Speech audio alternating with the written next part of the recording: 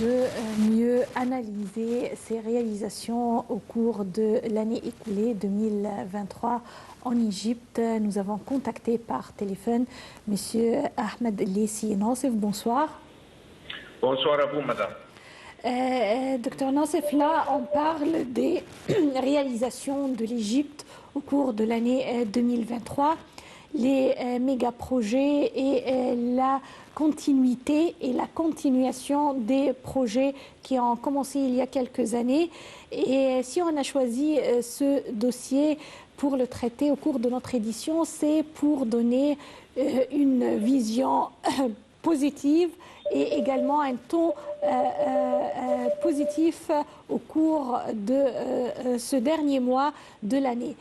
Selon vous, en évaluant l'année 2023, quels sont les grands projets à citer sur la liste des projets, des méga-projets établis et réalisés en Égypte au cours de cette année? On ne peut pas penser de l'année 2023 toute seule, parce que tout simplement, cette année, c'est le fruit, c'est le produit des années précédentes et des préparations de pas mal de choses. Donc, si on voudrait seulement parler d'un projet qui me semble énormément important, c'est ce projet de connecter l'Égypte avec l'Italie par leur fournir de l'énergie et de l'électricité qui est préparée à partir de l'énergie verte.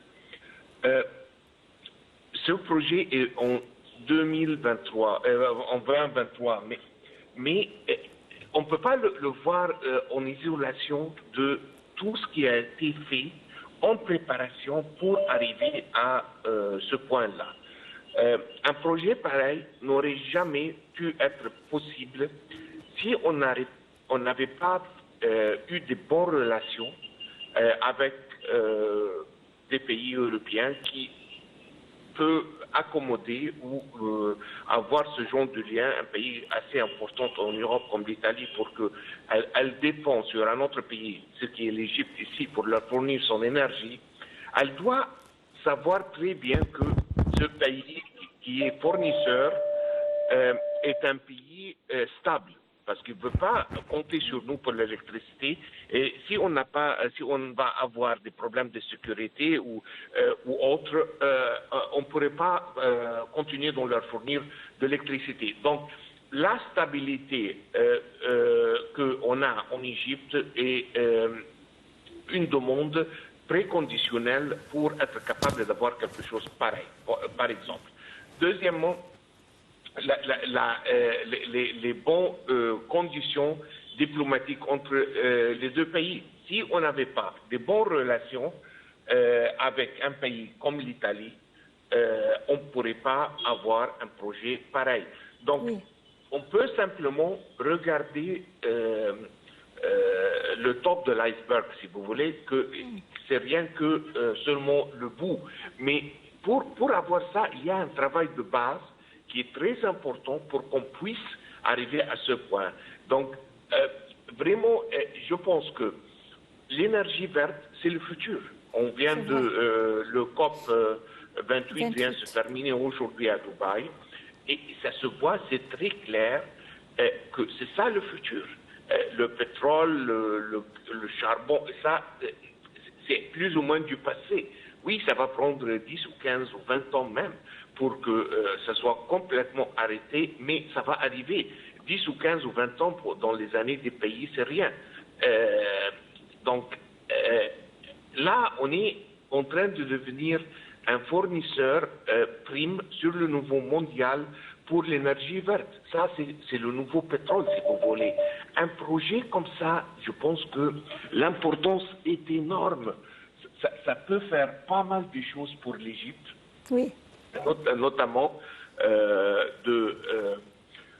économique, mais c'est Oui, très et important surtout comment on que est arrivé là. l'Égypte a des ressources qui peuvent l'aider à être un des pionniers dans le domaine de cette énergie verte, comme les parcs éoliennes, également le parc solaire de Bimban, qui est le plus grand parc solaire au monde.